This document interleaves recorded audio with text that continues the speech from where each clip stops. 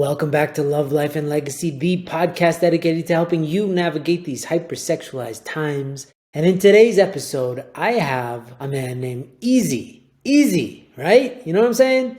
He is trained in hypnotherapy. He's been helping people for a while now. And we're going to do a deep dive into hypnotherapy in general, but more specifically as well, how it impacts the lives of people with sexual integrity issues, namely porn addiction, masturbation, this kind of stuff. It's pretty amazing. And just so that you know, I recently started doing hypnotherapy myself for other reasons, for sleep stuff, and it's been incredible. I really love it. It's legitimate as they come, and he's a legit dude. You're going to want to hear this episode because not only does hypnotherapy help with things like addictions, but also even with physical ailments, with chronic health issues that you might be facing. So please learn up on hypnotherapy and let's have a wonderful conversation. Listen up to my brother Isie Akpan from Kingston, New York.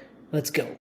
Welcome back, everybody. We are going to dive into a place that has been around for a while, and I'm sure many of you have heard of it, but I'm sure few of you have practiced it, have tried it, and have spent very much time learning about it. So we wanted to do a deep dive into hypnotherapy, and we have a great captain at the helm of this conversation. His name is Isie Akpan. I have a hard time saying easy because it sounds too good to be true, but that's your name. Yeah, thank you. Yeah, welcome. First of all, just welcome. And where are you calling from? I'm in Kingston, New York. Kingston, New York. And so basically, we became aware of Isie through a connection with Uncle David Wolfenberger. And he wanted to let us know how impactful hypnotherapy has been already for some High Noon participants in their journey towards sexual integrity and getting rid of porn from their life. This is something I've been interested in for a long time. So I wanted this to be a discovery for everybody, regardless of what they think they know, into the depths of what is hypnotherapy, the power of it, what its potential is. And yeah, are you ready to get into this? Yes, I'm excited. Fantastic. So let's first get into the topic of hypnotherapy, and then let's get into the topic of you as a person. So starting with, what is hypnotherapy? Where did it come from? Is it just for quacks and kooks, or is it like a serious thing for real people, or what is this thing? Yeah, hypnotherapy is a serious thing for everybody. Of course, in short, hypnotherapy is a technique or a therapeutic technique that when people are under it, they relax. As they relax, their mind seems to calm down and bring them through the techniques into an altered state of mind or consciousness. And based on that, people sometimes feel like they are sleeping, but they are not sleeping, they are really awake. And hypnotherapy mostly work with the subconscious mind. So you will be hearing me talking mostly about the subconscious mind. And some people call it unconscious mind. Some people call it superconscious mind. So there are different names, but I really stick to subconscious mind. Okay. And it's, well, so you brought up the word altered states of mind. And so that usually is reserved for drugs, alcohol, right? You kind of are less capable. You lose your motor skills in that. But I'm guessing the altered state of mind that you're talking about it's weird because it's kind of like you're asleep, but in a sense, you're hyper lucid. You're very cognitively aware. It's not like somebody can take advantage of you in that state. But what is the difference between our normal state of day-to-day awakeness while we're awake, while we're functioning in society, and the state of mind that you would be in during hypnosis? What's the difference? Yeah, in hypnosis, as we are talking now, we are using what we call the conscious mind, which in terms of our brain level, we are in the beta brain level. So hypnosis is a process that we leave this beta mind, the conscious mind, and we start descending into the alpha mind. And when we are in alpha mind, our state of consciousness is getting lower, like going to sleep. It becomes less. And then from alpha state of mind, or we go into the theta state of mind where there is lucid dream, like when we are going into the process of sleeping, and then we go into delta state of mind. So actually, hypnosis really happens when you are in alpha or theta state of where your brain is functioning in that level. By this time, you are completely relaxed. So if you remember how you go to bed, you lie down and suddenly your brain starts relaxing and relaxing. Certain point you are aware of what is going on. At a point you completely get into full sleep. So that is very similar to the process of hypnosis. Got it. So it's interesting that you can be basically asleep, but you're not asleep. And so is this a natural state? Because it seems like it wouldn't serve any other purpose other than hypnosis, right? Yes. What's the natural reason for us being able to reach that state? When Frank Mester started talking about hypnosis, he was saying that he's using animal magnet to make people to sleep. But later on, Dr. James Braid came and discovered that when people are in hypnosis, they are relaxing. And when they are relaxing, they could easily receive any suggestion. And that suggestion is what changed them. So it's easy when I give suggestion to you in this cognitive level. It's very difficult for the suggestion to go into the subconscious mind. But when you are in that state, that literally your conscious mind subsided, like become quiet, and the critical mind also become quiet. That suggestion when given can go into the subconscious mind naturally. And when that suggestion given goes into the subconscious mind, that is when change happens. That is when healing happens. Okay. And so it seems like the frontal lobe, which is like our analytical brain, that acts somewhat as a guard towards our subconscious mind. So if somebody were to be like, oh, you can break free from porn, then your analytical mind is, well, evidence suggests that that's not possible because we've tried many times before and it didn't work. And it's kind of like a lawyer. And so in a sense, would you say that hypnotherapy kind of lulls the lawyer to sleep so that you can receive new ideas, new suggestions, something like that? Yes. So what happened is that in the process of hypnosis, we use different techniques. There are different techniques of calming the body down, calming the brain down, so that the conscious mind, that's as you're saying, with the critical mind that is saying, oh no, this is not possible, you can't do this, seems like it's like a barrier, and they seems to give away. So when they move out of the way, that suggestion will then go into the subconscious mind. But it's not only one time. This process of suggestion, either auto-suggestion or what we call self-hypnosis, that person or individual has to repeat the process over and over and over until the subconscious mind said, this is the new way. This is the new thing we now know. Okay, I'm with you. I'm going along with you. Then the subconscious mind now take over to guide you to keep focusing on that goal of not turning back to be looking at pornography, but sticking on what you have decided to change. So that is the method that hypnosis uses in helping people to overcome any addiction. And what I remember hearing is that you cannot receive a suggestion that you don't want to receive. Because there's always that concern for the newbies out there that somebody could brainwash them into acting in a way that they don't want to through hypnosis. So is that true that there has to be some sort of desire for that suggestion in order for it to really sink in and permeate into something that would form into a habit or a belief? Yes. So what happened is that as a hypnotherapist, people are afraid that you are going to control their mind. in the hypnosis as hypnotherapist, you don't control nobody's mind because your mind is very alert, very keen of listening and hearing everything that the hypnotherapist is saying. You are not asleep. This is the state that your mind is very, very active to hear what you are saying. So if I say any suggestion to you that you don't like, you can refuse not to accept it. But if I say positive suggestion, you will be willing to accept because that is what the subconscious mind was waiting for. And as hypnotherapy is clinical, there is a stage hypnotherapists, they do all this stuff in the TV.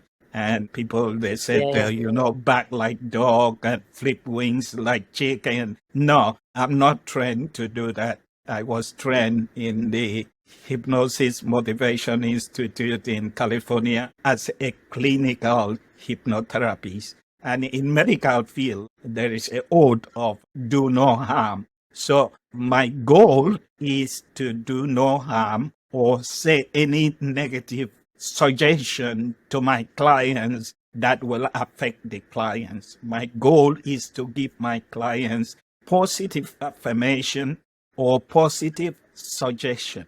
And when the clients take in that positive suggestion into the subconscious mind, when the door is open, then the subconscious mind is going to say, yes, I will accept this. But one law of the subconscious mind is repetition over and over and over and over in order for that to become autopilot in that subconscious mind to start acting on it. Also now there is this neuroplasticity because before we thought that the brain, when you do something, you can never change. But now with the new technology, with science improvement, there is a pathway that when you start repeating something over and over, a new pathway in your brain is formed. And as you keep repeating, that pathway become open and open, and then you can be able to achieve your goal. So, yeah. And I also wanted to just double back because I wanted to understand the subconscious mind. You mentioned that in the beginning. Because one cool thing that I remember learning is that meditation is like sleep for the mind because you allow it to just rest from all of the busyness of life. Because when you're asleep, your mind isn't asleep. You're still able to hear all sorts of noises and understand them. It's just that your conscious brain is more asleep, although it's still kind of active in dream state and all that. But in terms of the subconscious mind, if it's always on and we don't consult it because we have noises and lights and all that stuff that we can't possibly perceive simultaneously, but our subconscious mind is ingesting all this information, what is the purpose of this thing, this subconscious mind? Like you just said that it wants positive information and affirmation. So is the ultimate goal of our subconscious minds to lead us towards happiness? What is its main objective?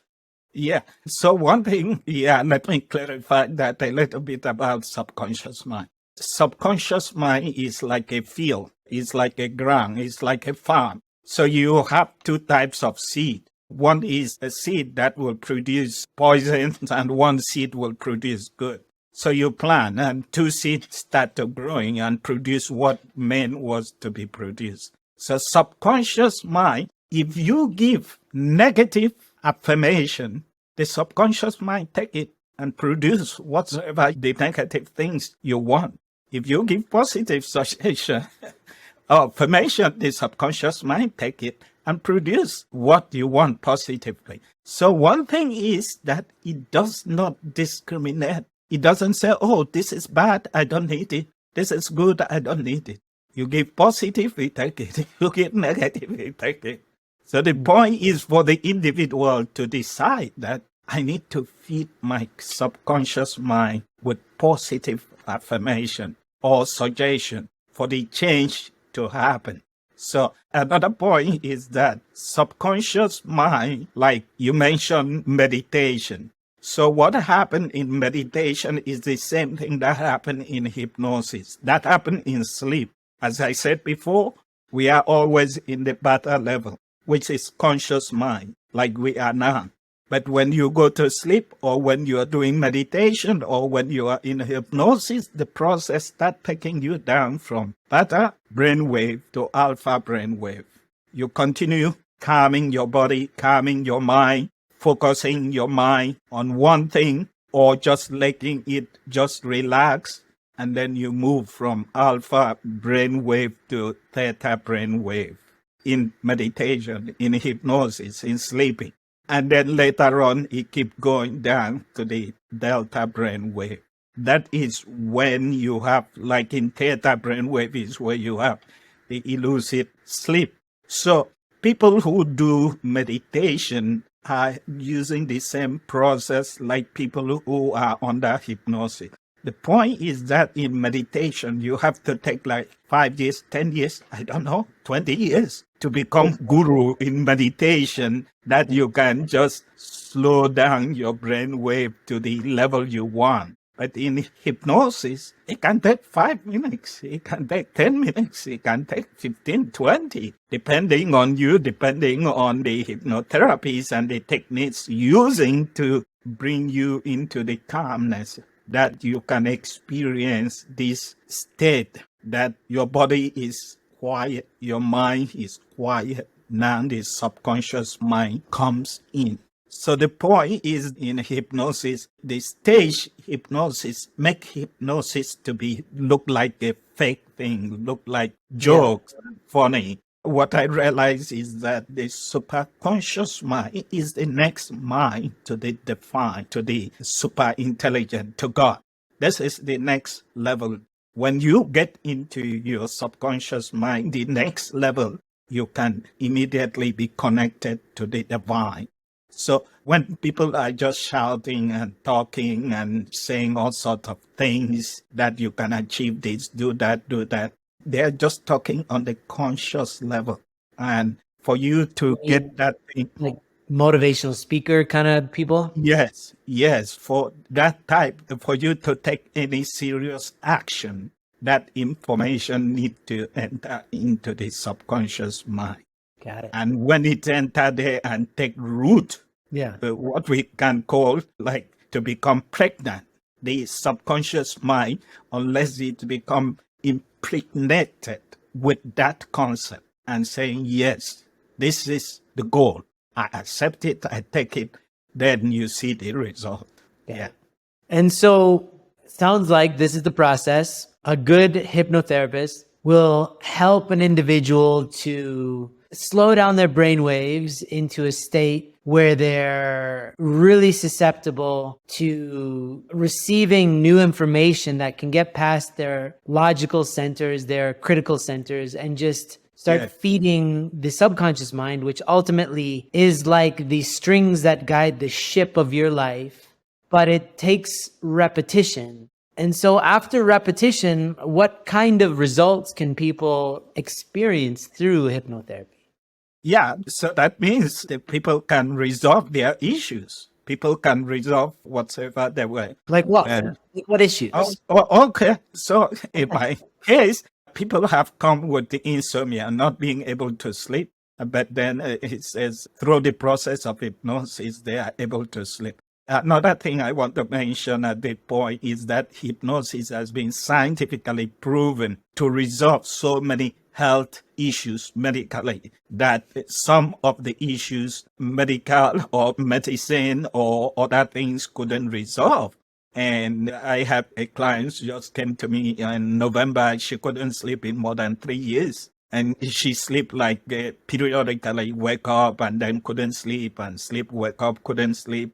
But after 6 weeks of 1 hour every week, now she completely can be able to sleep. So hypnosis helped also in people who want to stop smoking. So that is a very short, quick something to fix. They use hypnosis for people who want to stop smoking, use it, and people who want to lose weight.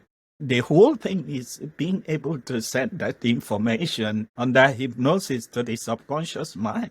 And once the subconscious mind take it, things start changing. I had a client who has a digestive issue, And then after I worked for her for a long time because she had a lot of trauma.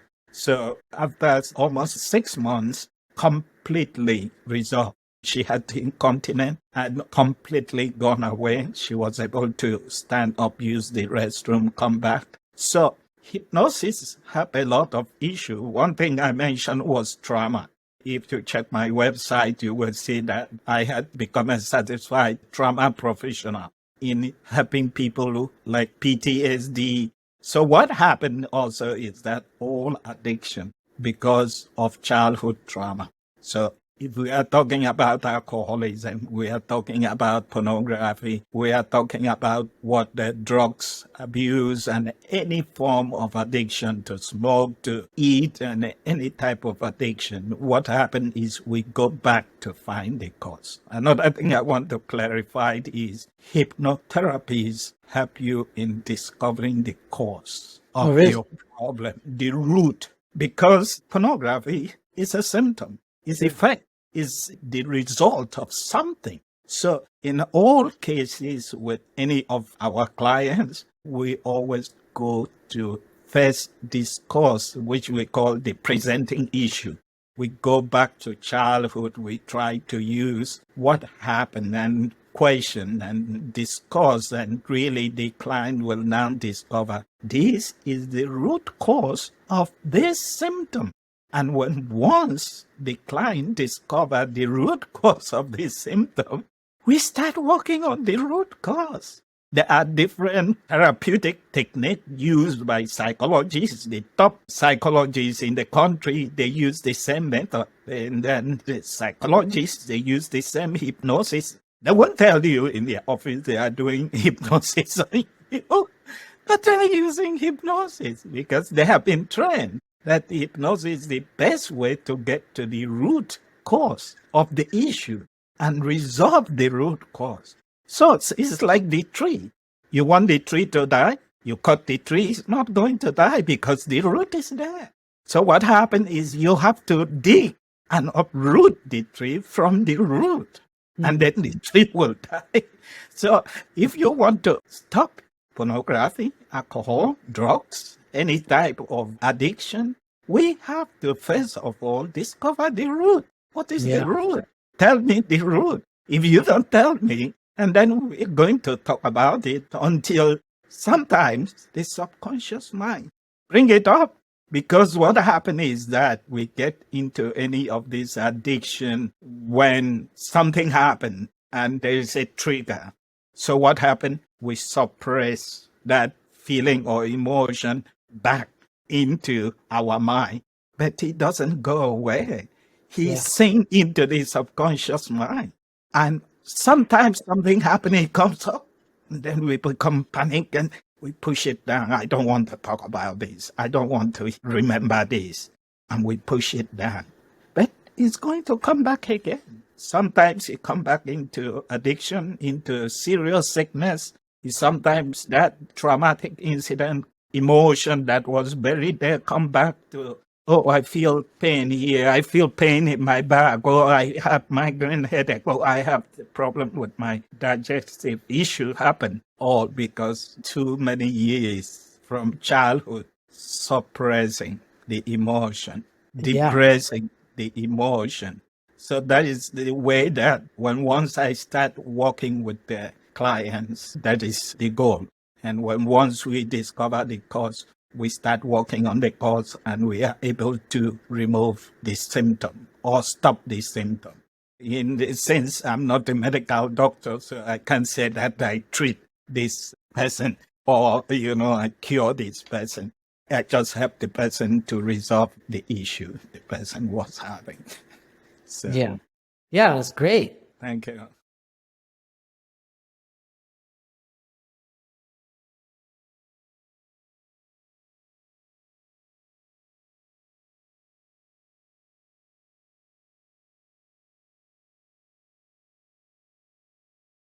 I wanted to know, just go back a little bit, and what drew you to hypnotherapy? Because obviously you're very passionate about it. What was the thing that brought you to hypnotherapy, and why did you stay? Yeah, so I had some health issues that I was trying to work on. One was overweight, and another one was a diabetic issue. So in the back of my mind, there was this voice telling me, you have to do meditation. And I'm working in the environment with intellectually disabled population.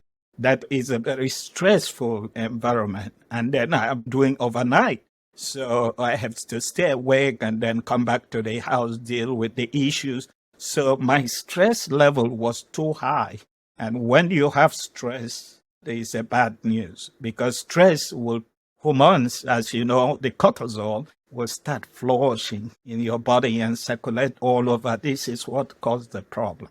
So when I got this inspiration, you need to meditate. I keep ignoring. So one day I walk into Barnes and Noble, and then I look on the shelf and I saw this book by Joe Dispenza, Becoming Supernatural. And I said, well, this look interesting, Becoming Supernatural. How can I become supernatural? So I bought the book and I came back and I read the book. And the book changed my life because Dr. Joe Dispenza is very famous in its approach of training people to use meditation to resolve any issue, any medical issue that nothing was able to resolve. People come to his workshop and they go back. Some, the issues or the problem are solved in the workshop or in the seminar. Some, the issues are resolved when they go back and practice and practice and practice. So I started doing meditation and things start changing. I start losing weight. I start feeling good, light about myself. Later on, I discovered that because my question was, how do Dr. Joe Dispenza has this type of energy, power to conduct this seminar? People are healed. What is the real source? Is this just meditation? So I found that he did study hypnosis. So I found the institution he went to study, and then he studied in Atlanta, Georgia, but then the institution is closed there. So the main campus is in California. So I said, no, I need to enroll. I need to keep going to find what is it. So I enrolled and I started studying. And it really opened my mind. One thing that it opened my mind to was this is very important. When Father Sun Moon was alive, every time we meet him, he talks about mind and body unity. But I didn't have any understanding of what he was talking about until I studied hypnosis. When I study hypnosis, I come to understand the importance of mind and body unity and the ability for us to quiet our mind, to become calm when we do meditation, in order for our issue to be discovered and to be resolved, for the divine, for God to walk through our mind, through our body, through our soul, through our spirit to change us. So that is when I become so interested in hypnosis. And then after that, I have used it in helping so many people, like people having problems. I have people with anxiety. There was one client that I treated. He took medication for 20 years. He gave up on medication. He decided he was looking for different alternatives until he found me. I worked with him. He was a faithful student for 6 months. Every week we meet and we talk and using hypnosis. Finally, when I met him, he didn't like to work. Didn't say he had work because people take money from him and people don't pay him well. He just liked to be sleeping. He lost his girlfriend. He lost his car. He moved back to live with his mom. And things were every time depressing. But most of the time we meet, I just walk with him with his subconscious mind. And he keep giving different tools like emotion freedom techniques, method of tapping, were called tapping, different methods. One thing in hypnosis is that we are free to use different modalities. It's not just one thing, because there are so many modalities that have been developed, proven to be helpful in resolving issues. So some people may like this type of modality, some people may not like this, some people like this, and you use, and it is able to resolve. So it's work with people. I mean, I had one second generation also who was struggling with pornography and masturbation, and he came, he talked with me, and I worked with him, and for 3 weeks. On the 4th week, I asked him, how is this issue of pornography? He said, I don't have that issue anymore. This is something he was struggling from. He's almost 20 or 29 years now, something he was struggling from in high school. And nobody knew that he went into drugs, he went into pornography, and the parents didn't know. Nobody knew. So I believe maybe he has met other therapies. I didn't ask him if he disclosed that to other therapies, which I believe he did not. So until he met me, we have that rapport. You know, you build the rapport with your clients for your clients to trust you, for them to reveal their deepest secret. And one thing is to congratulate somebody who are struggling with this pornography to come and sit, just to sit with you and tell you, this is my problem. That is the biggest step. This is my problem. Can you help me? That is the biggest step. And if you just stick with me, don't give up, I will help you until you overcome your issues and completely change your life. Yeah, I'm sure of it. When somebody goes through the process of hypnotherapy and they've identified their problem. So in this case, let's talk about people with porn addiction. They come to you, they say, I have porn addiction. But now you need to feed them with positive suggestions. What does that look like? Is it just the antithesis, like you are no longer addicted to porn? Or is it more like affirmations like I deal with my emotions in a healthy way? Or what does that look like? One thing, I can give you suggestions. So I can suggest anything to you. So I talk with you, with my clients. As I talk with them, they start bringing up some words. They start using the words that is their subconscious mind will accept. So I write those words down. I'm no longer interested in this pornography. It comes from you. I'm not the one telling you you should not be interested in this. So as we talk, you can, oh yeah, I've discovered another source of happiness. I discovered that if I do this, maybe exercise or meditation or do these things or do that or join a group that is like the people dealing with alcohol or join Alcohol Anonymous. So if I do this thing is going to help me. So then based on the word that I'm hearing from my clients, I use those words. We use those words during the hypnosis to frame those words because those are your words and give it back to you. So the word didn't come from me, but it came from your subconscious mind. So when I take it, give it back to you, your subconscious mind accepts. So those are not my suggestion, they are your suggestion. But now I give it to you and you will accept it because it came from you. So when you accept it, then you start every time to practice, to repeat it. Now it start taking root in your subconscious mind. And then it start bearing the fruit that you want. So that is the process.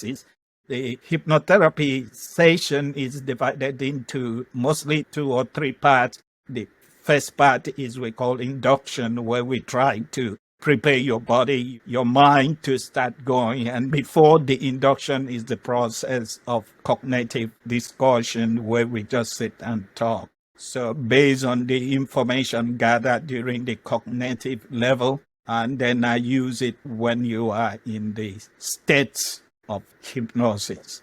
I feed your subconscious mind with those information that came from you. So that become more active than me forming my own words or forming my own suggestion and giving to you. So some people would reject that because it didn't come from them. Yeah, not in there. It doesn't sound like them. Yeah. Yeah, sounds good. And so where can people find you? We'll have your information in the show notes, but if you could just let people know how they can find you, what's the best place to reach out to you? Yeah. So I have my website. The first name is Isie at Akpan, Akpan, AKPAN, hypnotherapies.com. So if you go to my website, there is the free consultation page on top that you go there and you fill the information and then you just put submit. When you submit, it comes through my email.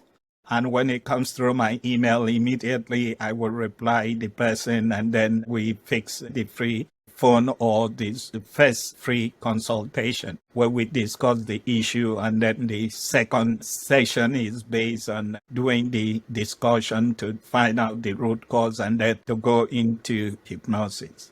So the free consultation will make me to be able to either do some research in what is the presenting issue and then get all my materials ready and get everything ready for when we meet again. And the first session is always interesting. It takes about 2 hours in the first session because we discuss a lot of things. And then based on that, we go deeply into the hypnosis. Just the first time, people have good experience.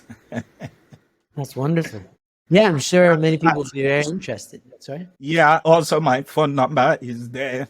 If you don't have time to fill the form, you just can text me. Yes, my phone number is there, 845-389-9472. So you can just text me, and then once I get the text message, I call you back, and then we go through different things that we need to know.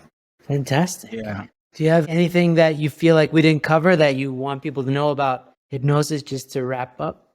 Yeah, I mean, as I said, hypnosis has been scientifically proven to solve many medical issues. In my institution that I study is hypnosis.edu. If you go there, you can search for the white paper. It's called White Paper for Hypnosis Experiment or Scientific Experiment. So once you type in white paper, it was written by Brooks, who's a graduate from Harvard University. He did a lot of research and came up with this document showing how many things that are scientifically proven hypnosis is used for. Also recently, there is this doctor in Stanford University, Dr. David, I think is Spiegel.